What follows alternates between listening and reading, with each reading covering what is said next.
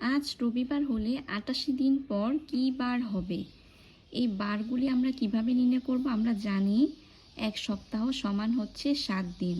তো ৭ দিয়ে আমরা ৮৮কে ভাগ করব। এবার ভাগ করলে কত হবে?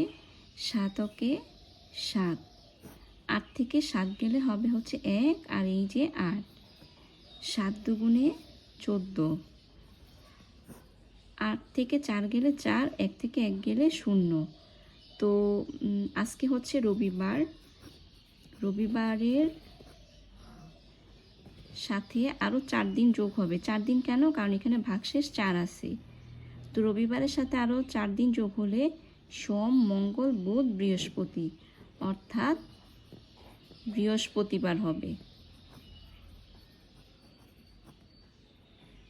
মানে আজ যদি রবিবার হয় ৮৮ দিন পর হবে বৃহস্পতিবার। ঠিক আছে? আপনাদের সবাইকে অনেক ধন্যবাদ।